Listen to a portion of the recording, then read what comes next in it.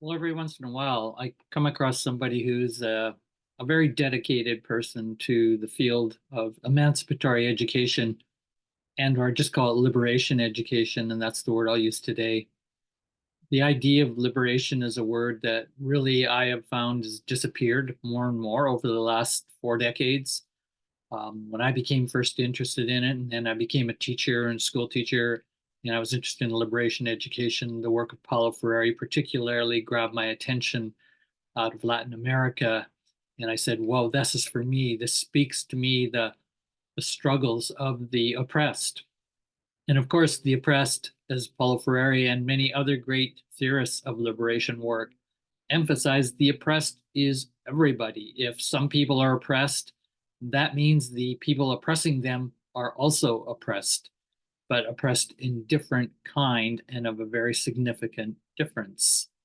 However, that still puts us on the same platform. And the platform is the common ground, in other words, is we live in an oppressive society still to this day. I don't know about you folks, but anybody, no matter where they're living, cannot ignore the fact that somewhere in the world, someone is suffering from sexism, classism, racism, homophobia, ageism, adultism, mental health oppression, abilityism, speciesism, and all the oppressions can line up and line up to this huge domination matrix of oppression or domination, sometimes called. So without going into all of those details, this very short video is actually just to give you an insight to an interviewer who I met, a woman named Mmabatho Montse, and from South Africa. And she and I met in a workshop by chance last summer. And then I'm going to put up a link and an image here. So let me do that now as I tell you about how we met. Let me just share screen here. And get the PowerPoint up, image. Great. So this is her latest interview that she did of me. And we thought about it and talked about it a little bit, but really it was still an improvisational session. And Mmabatho is well known as in her own country, I think in many circles, though she's still a young scholar and she's beginning to do a PhD in the very near future. She is also someone who's been in the business community and women in business. And she, I think, has a master's degree and other things. You can look up her website and her name. Obviously, this is not all about her.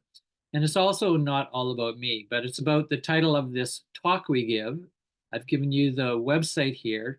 I highly recommend you look at this hour and 20 some minute interview, The Path of Fearlessness, Healing and Liberation. So those are all three concepts that are very important to me. Mmabatho and I, when we met in this course, and it was a course by an important theorist today and an important educator, Bayo Akomolafe. And I have done a video on Bayo Akomolafe, which you can check on my YouTube channel. So I encourage you to check my channel out for that. Is basically my summarization of what I think the kind of work he is doing. Again, he has African American origins, lives in India now with his wife and children. But the point of us meeting was almost so small of a chance in a course of 1,000 people in this Bayo Akomolafe course called Dancing with Mountains. And it was really about a future envisioning the course about how we could be in the world without using all the old narratives and the old stories and mythologies, and yet still bring in tradition, as he brought in as well from African ancient traditions. And also then this very contemporary post-humanist, post-structuralist way of understanding and thinking about the world. Won't go into that, very complex, but you can look up his name, Bayo Akomolafe. I'll put it in the descriptor below. When I met Mmabatho, the fact is that they ask you when you sign up in the course, okay, in groups or pods of 6, they were called. And these are like your little ally pods. And you could sign up on this big Excel sheet, 1,000 people. and pick the group that you have 6 people you want. And some people, of course, pick people they knew. I knew no one in the course. So I always went in and random and picked a pod and became part of that pod. And then we all emailed each other, right? And we were to be, for this next 4 months of this course, Dancing with Mountains, we were to be the sort of, a chance to connect with a more intimate group. I've never done a course so big like that online, and I don't like lots about doing those kind of courses. And I didn't last very long. About halfway through, I dropped out. Nonetheless, Mmabatho was in that same pod. Okay, now just think of the possibilities of 1,000 people randomly picked, and I get in the same group of 6 as her. Okay. And then we start talking, and in that group, that little pod, and all of a sudden, I have things of interest to her. She's got interest things to me. She says, I'm doing a PhD. Would you be interested in reading my, initial description of what I'm thinking to do for a PhD? And I do so. I write back to her, and she feels a real connection with how I understand her work.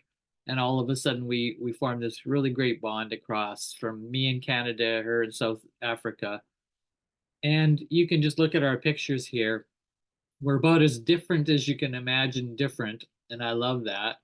And I love that not only that, she's a very potent educator, still only 35 and just finding her way in the world as a leader. This will be a world leader of some import for sure in the next decade plus to come. And I am so glad and appreciative of her work, and that she took the time to include me on her podcast series of conscious conversations. So without further ado, really, there's not much more for me to say, but to encourage you to go to this website. Just give you that minute here to block it down, but I'll also put it in the link so you can go directly to it. And just to basically say that this is probably one of the most intimate, best interviews that has been done on me. I've probably had 8 to 10 interviews over my career. Serious interviews where people interview me in dialogue. And this is definitely one of the best, well thought through. And I think mainly because we both share such a deep connection with this notion of decolonizing ourselves, our nations, our world, and the intimacies of decolonization through she is not afraid to explore fear and fearlessness, explore healing, the shamanic path, the spiritual path. And she is not afraid to use the word liberation, which is really hard to find people in the Western world, at least in the white Western world that I know. People just do not like to use that word anymore. It's lost its grace, it's lost its potent ability to highlight us, that it reminds us the world is oppressed, we are oppressed. Let's work together, and we can solve if we do so in a solidarity rather than all this fragmentation. So a lot of our conversation is about that, but it's also about my biography of how I got into it. Mmabatho asked me some really great questions, and then she also does her teaching, so you get to listen to her and the way she thinks about a lot of things very potently as well.